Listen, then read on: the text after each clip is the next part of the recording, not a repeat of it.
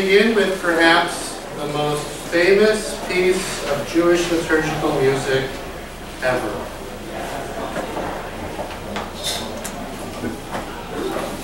Oh, good.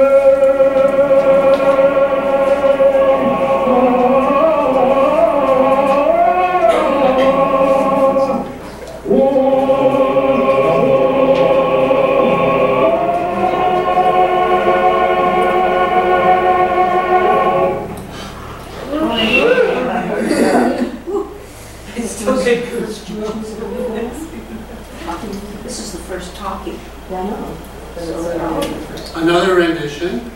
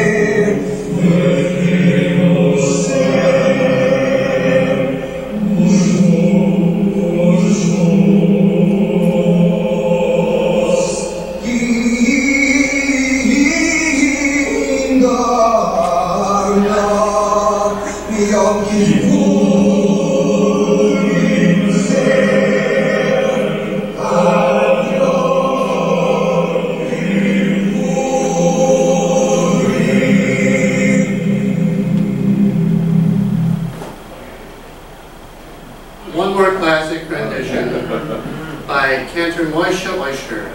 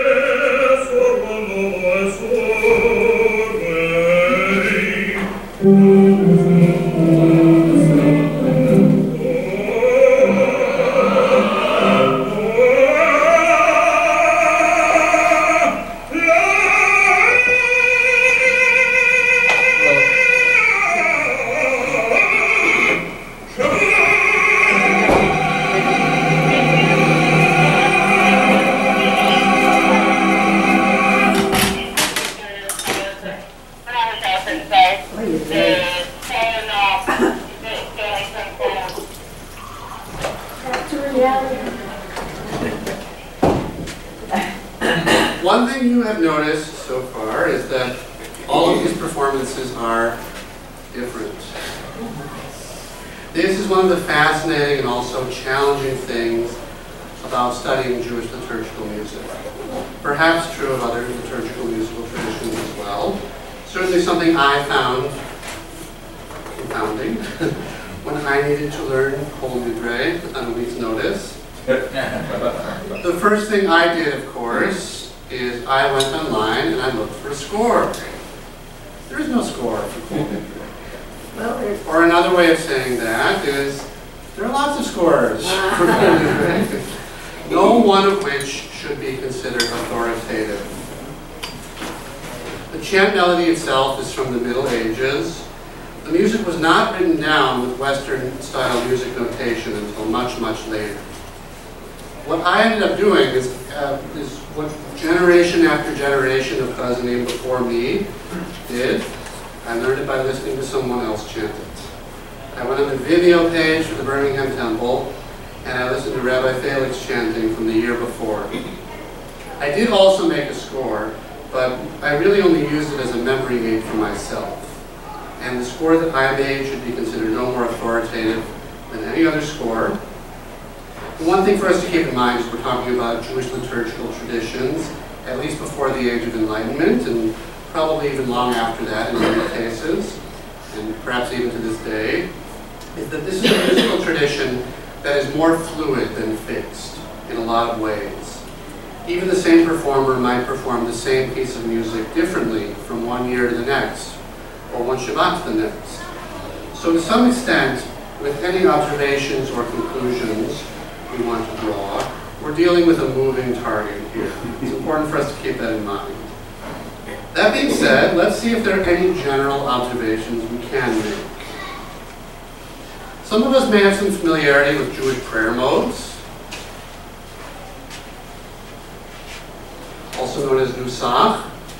There are three main modes and different versions of some of them as well. The first one is called Ahava Rava mode. It sounds like this.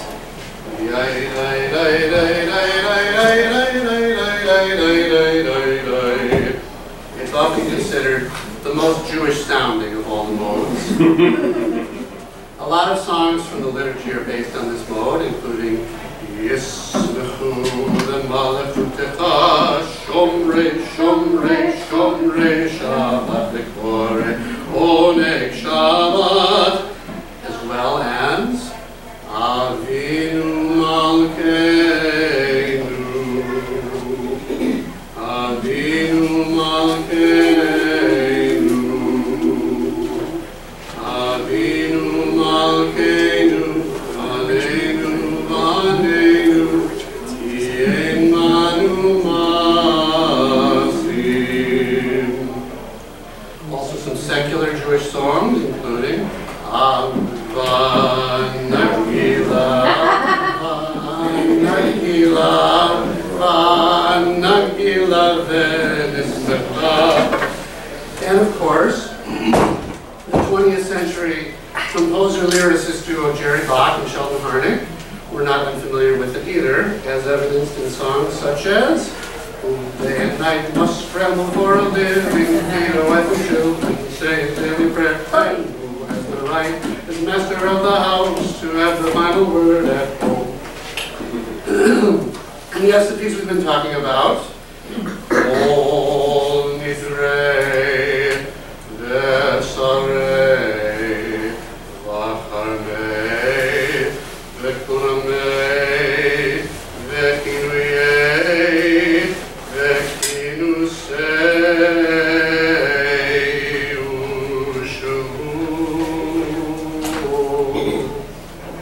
also uses the notes of this mode. The next primary mode is called Maged Avot. It sounds like this.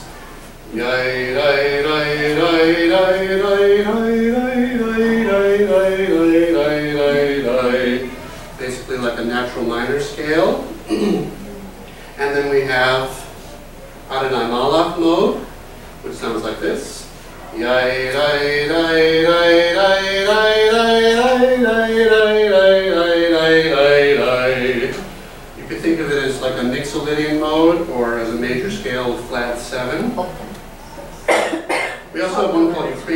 historian, which is built upon the 7th degree of Ahava Rabbah mode. It sounds like this.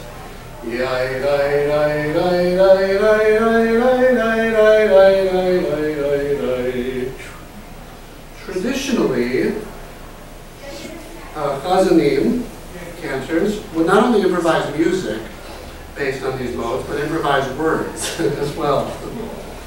And in the era before recording technology, unfortunately, we may never really know exactly what all Jewish liturgical music sounded like. But it's interesting to listen to some of the earliest recordings that are available, which happen to coincide with the golden age of cantors. Here is Unasan Tokef, a recording from circa 1903 by cantor Gershon Sirota.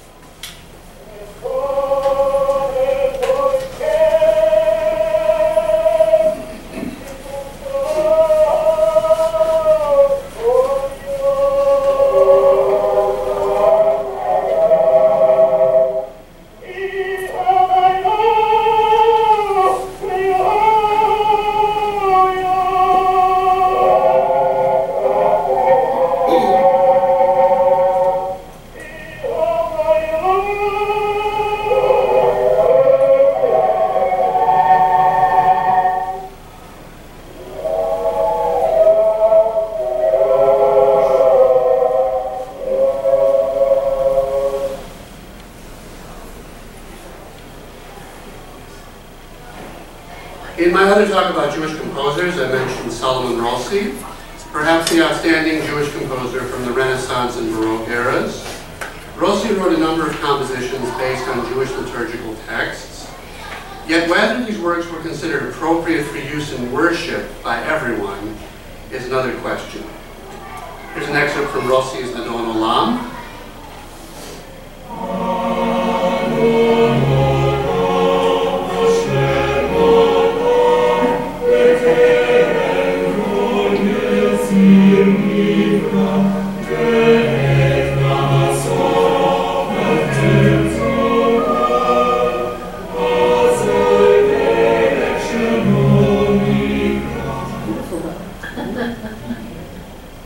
Beginning in the Age of Enlightenment, we have more composers of Jewish liturgical music who are trained in the Western tradition, and one of the earliest of these is Louis Lewandowski.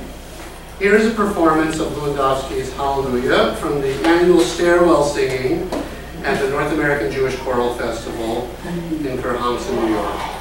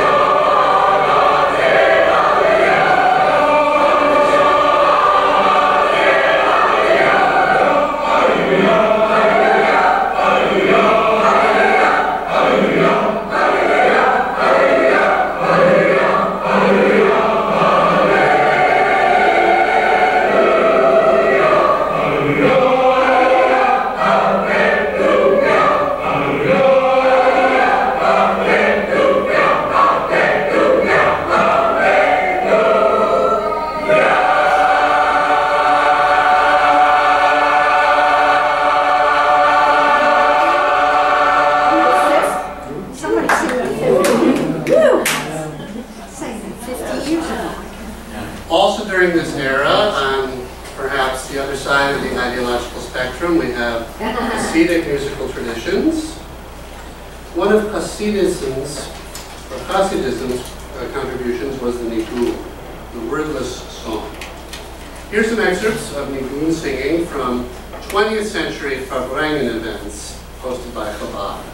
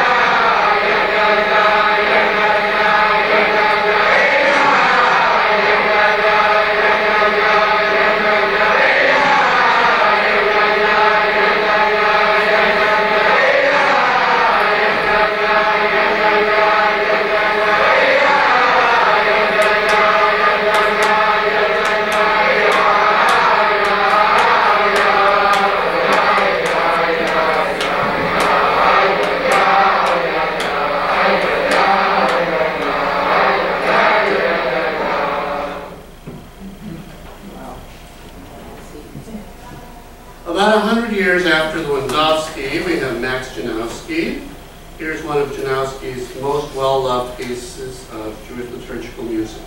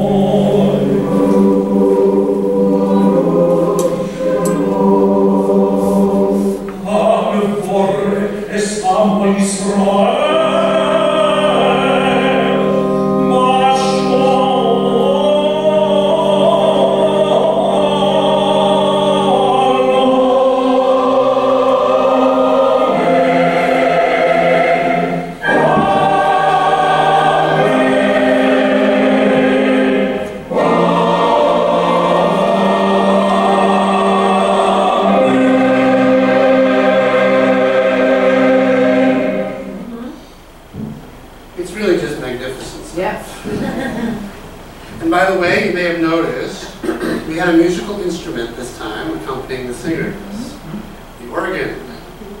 In the 19th century, before there was any such thing as Reform Judaism, let alone secular humanistic, or most of the other varieties we have today, there were traditional Jews and there were reformers. And it's interesting to consider that the kinds of reforms they wanted to implement first were things like a German language sermon in the worship service and the use of the organ to accompany singers. The use of the organ was particularly controversial because, according to halakha, playing musical instruments on Shabbat is forbidden. And the reason is because if something breaks, if you're playing the guitar, for example, and a string breaks, you might be tempted to fix it, which is forbidden. So, in order to keep people from transgressing, this is how the rabbis often did things, they made playing musical instruments forbidden wholesale. The use of organ in Jewish worship was therefore not without its detractors. Some even went so far as to say, today they want an organ in the service, tomorrow they will have a non-Jew for a rabbi.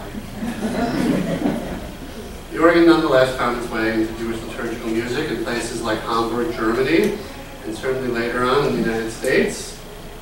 Here's another one of Janowski's greatest hits, Avinu Malkeinu. Over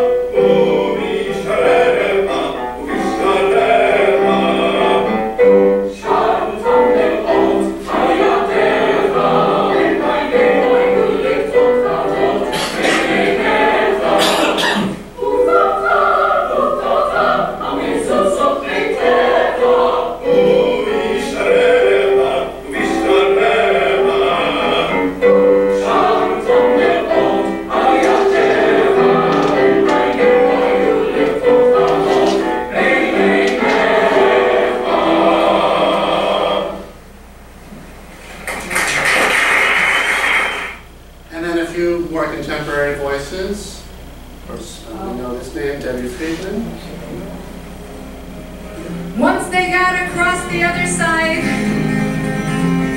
she picked up her timbrel in her hand.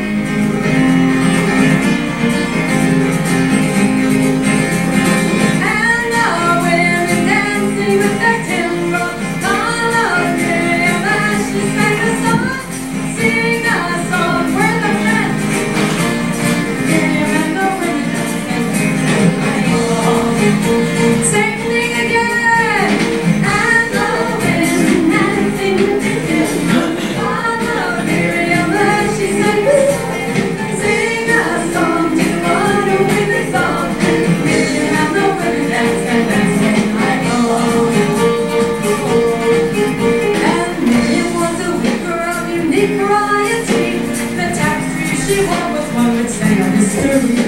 With every thread and every strand, she crafted into life.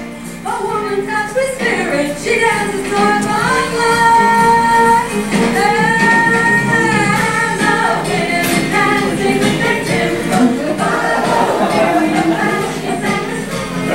Sing a song to one who we exalted. Miriam and the women danced and danced the whole night long. As Miriam stood upon the shores and gazed across the sea, the wonder of this miracle she seemed to be.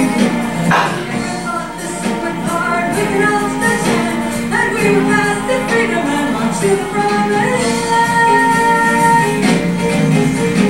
And the women dancing with their timbrel followed Miriam as she sang a song, sing a song to one who we exalted. Miriam and the women danced and danced the whole night long. And Miriam looked up and took her timbrel in her hand. All the women followed her just as she had planned. And Miriam raised her voice with song, she sang with praise and might. We just lived the road miracle, we're going to dance tonight. And the women dancing with their timbrel followed Miriam as she sang a song, sing a song to one who we exalted. Miriam and the women danced and danced all night long. And the women dancing with their timbrel followed Miriam as she sang a song, sing a song to one who we exalted. Miriam and the women danced and danced all night long. Yeah. To the rhythm of I Like to Be in America, 4 times. Ready?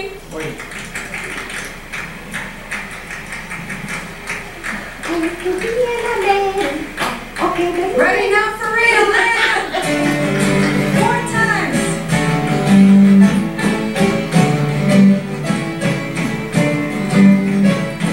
Not by might and not by power, by Spirit of the true shall we overcome.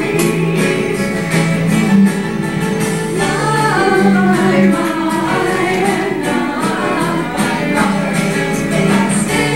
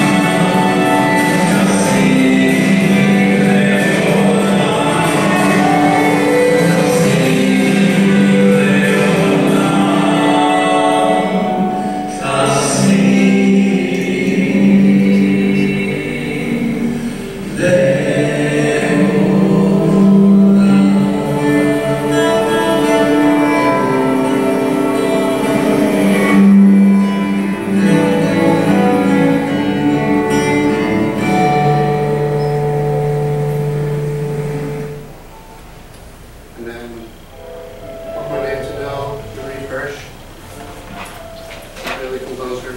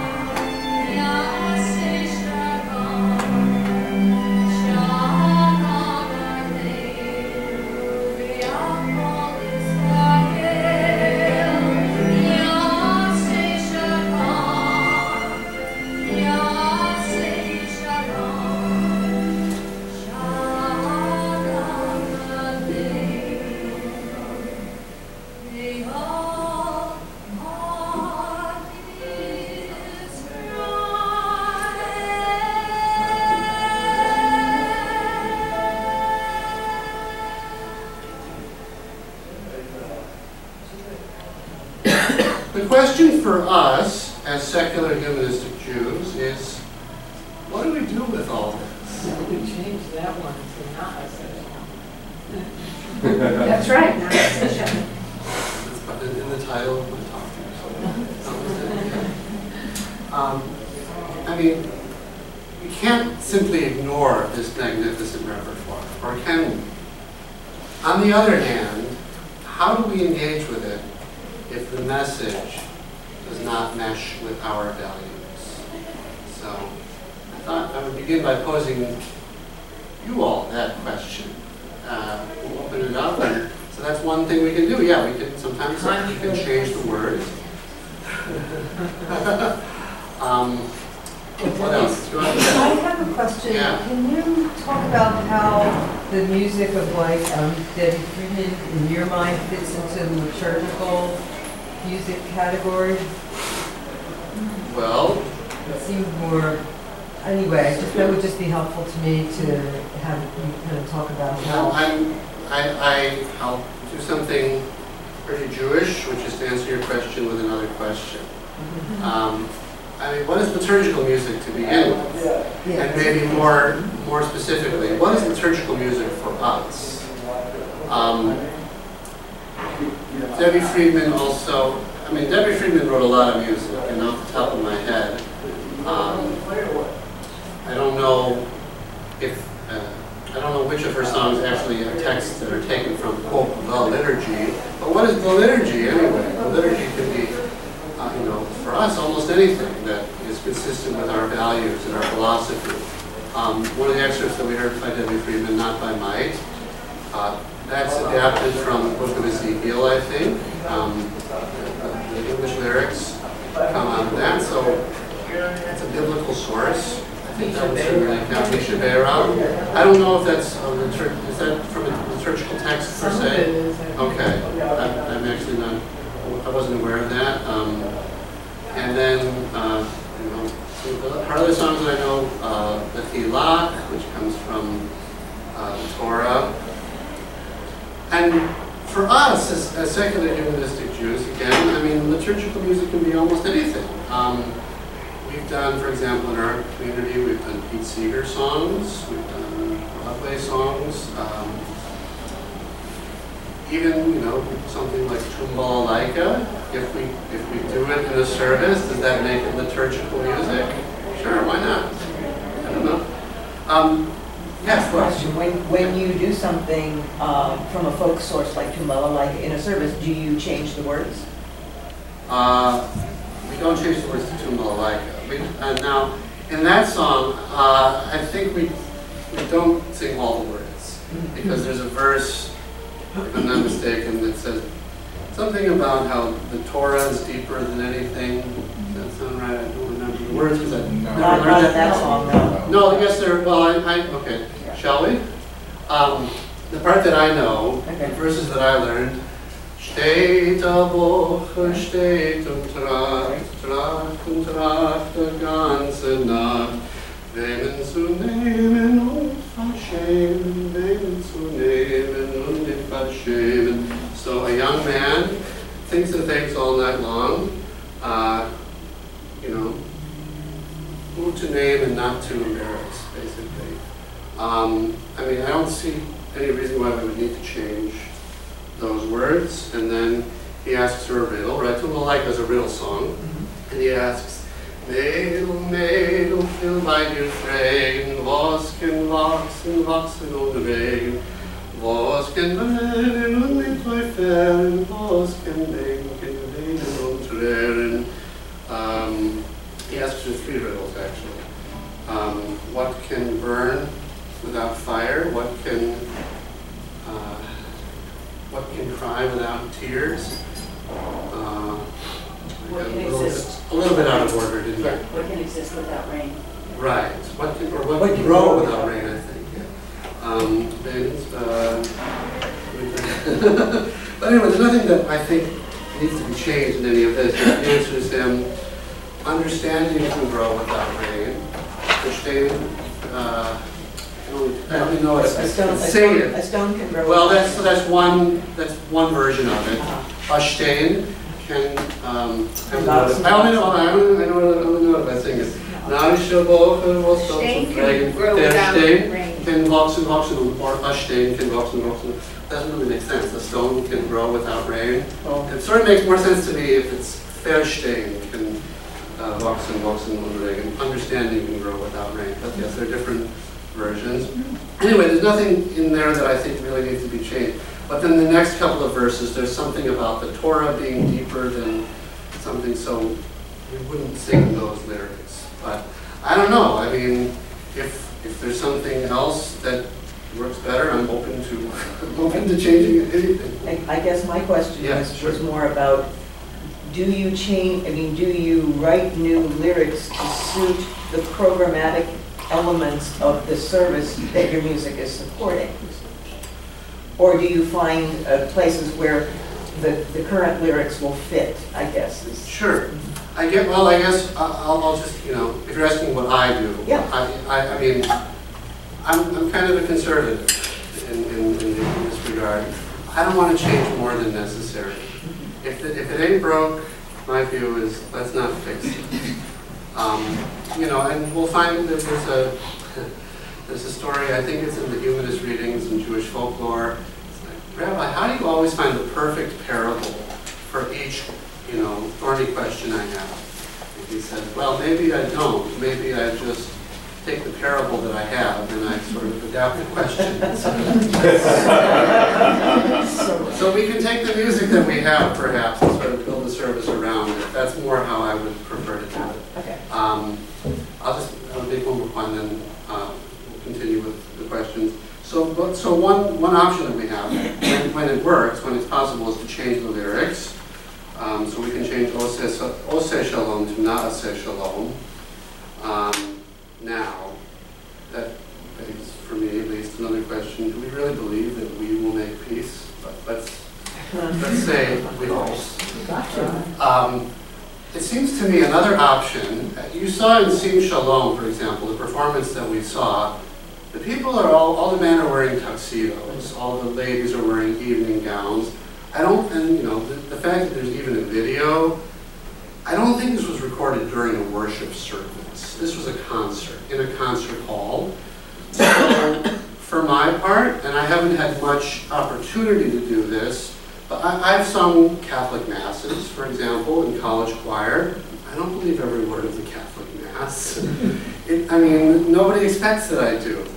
It's a performance. So it seems to me, some of us may disagree, and I respect that. It seems to me, as secular people, as secular Jews, as humanistic Jews. There's no reason why I feel uncomfortable performing a piece from a liturgical text on a concert. Now, I also have to come to it with the understanding that some people who are in that performance with me might be there for very different reasons than myself. So I have to be aware of that too. I don't feel, particularly uncomfortable with that fact.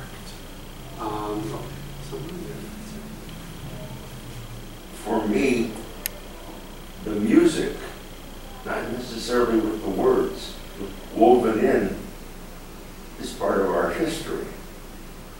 And I like to just lift that out and mesh it without giving any other significance to it other than it's beautiful music. I agree.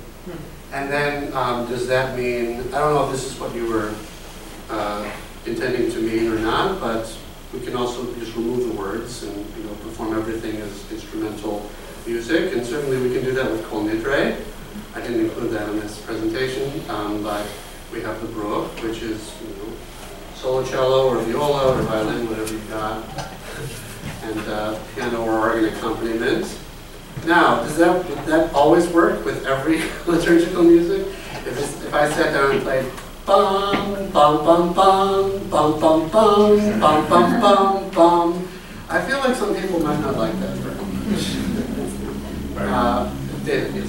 But I guess what I mentioned about singing Catholic and choral and stuff, and it strikes me as how come in some circumstances it's okay and some it isn't. I've gone around singing Christmas carols and it's a lot of fun, but I wouldn't sing a Christmas carol in a service. Yeah. And how do you make, and it kind of informs what that dichotomy is to me, at least, between what's liturgical, why is it important, and why do the words have meaning, versus just singing some stuff regardless. Can I tell you guys a secret? I think we all know this, but it's possible that not every single Reform and conservative and maybe even Orthodox cantor or clergy member believes every single word that they're always saying either. Really? So somehow they can get up there and do it, and it's about other things. And I feel like I definitely understand that. Some people may feel differently from the way I feel, and I want to respect other people's opinions. But yeah, I mean that's the challenge. That's the dilemma. Some of this music is magnificent. I'm not ready to throw it all away, and I somehow have to square that circle in my mind. I mean, another option we have available to us is, for example, not doing public performance. I mean, I can listen to whatever music I want to in my car, and nobody really has to know what I'm listening to. I have it there, and I can get my fix. But there are no perfect solutions, perhaps. Yes. I think just kind of coming from it, if you want to talk about history, I think you have to talk about histories. Yesterday's wonderful talk on the Sephardim will tell us that there is no one way of being Jewish. Jews have always practiced mixtures of contemporary practice wherever they are. So I think if we, as directors, and I haven't been actively involved in choosing music for a while in the humanistic congregation, but it seems to me there are two purposes for the music. One of them, when the cantor is singing by themselves, there is basically a doctrination, a statement of ideology, a teaching, so to speak, via music. And then when the congregation is singing, there is the creation of communitas and a shared body, a shared experience through singing. So in some ways, those are two different things. So I think there is no one solution. I think it has to do with who is your community, where did they come from, and what takes them to that place that we all reach, hopefully, through music and shared community. So it's wonderful. It was great to hear all those different versions of Kol Nidre, because those all were of their time and purpose. So I loved a lot of these examples. Fantastic. Thank you. I'll also add to that. I do believe in education, and I get a little bit afraid that as an educator, I don't want to be raising a generation of secular humanistic Jews who only know Na'aseh Shalom. And then, when they go to their friend's bar mitzvah in a conservative temple, they say, why are they singing different words? Why are they singing the wrong words? Well, and speaking of history, I think we have a responsibility to learn and understand our history and know where what we do comes from as best we can.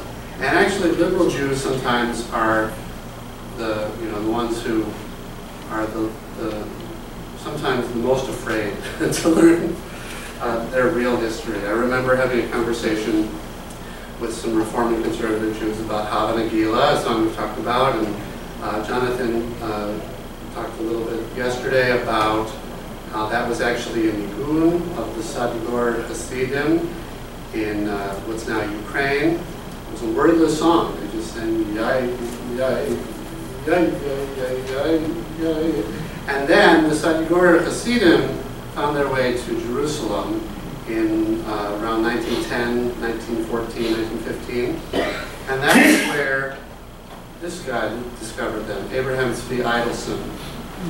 And he heard their music, and he set it to a text adapted from the Book of Psalms, which is, pretty much a secular text.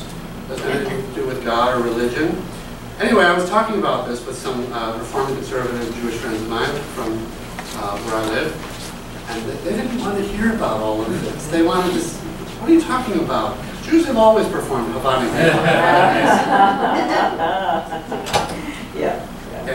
Yeah, so we've talked about songs like Tumbalalaika, or at least talked about that song. How do you contextualize a song like that to make it meaningful in a service, or some other songs in my use? Please give me an example. Sure. I guess to be honest, I don't think I have ever used Tumbalalaika in a Friday night service yet. We've done it like on Sunday mornings where we don't really have services per se, but we have what we call assembly, which is sort of a short service with some songs, with some movements, some songs from our movement that are intended to, teach our philosophy. Songs like April Will Read, for example. But then whenever I can, I like to throw in some other songs from various Jewish traditions, as long as it's compatible with what we're trying to teach the kids.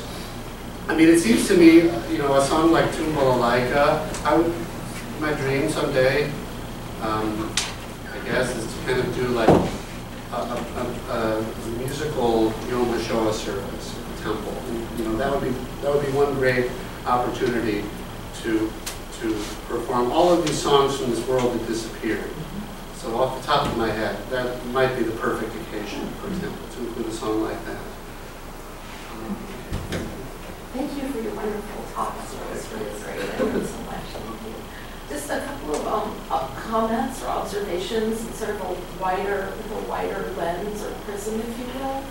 And so this whole idea of Kol Nidre and other liturgical songs, music that we use, and being part of an oral tradition is very important. So putting that lens on the liturgical music, that we have to consider it, that it's important to consider it as part of an oral tradition, which brings with it all kinds of themes and issues and problems. And one of them is when you have a song that's an oral tradition, what are right words, what are wrong words? Are there right and wrong words? Because there are always variations, and my friend Willis O'Leary writes about that in terms of the Tory Island oral tradition. Tory Island off of Northern Ireland, where the oral tradition songholders are illiterate. They're all illiterate. And so they know these songs and they sing these songs, and they're old, they're like in their 80s and 90s, and he writes about, you know, one woman singing a song and then a man saying, no, those are the wrong words. It's like, no, they're not the wrong words. So there's this whole, you know, what are the right words, what are the wrong words from oral tradition where there's no written tradition. So that's one issue. And the other issue is like appropriations of songs. In the big Middle Eastern ensemble I'm in, we do different versions of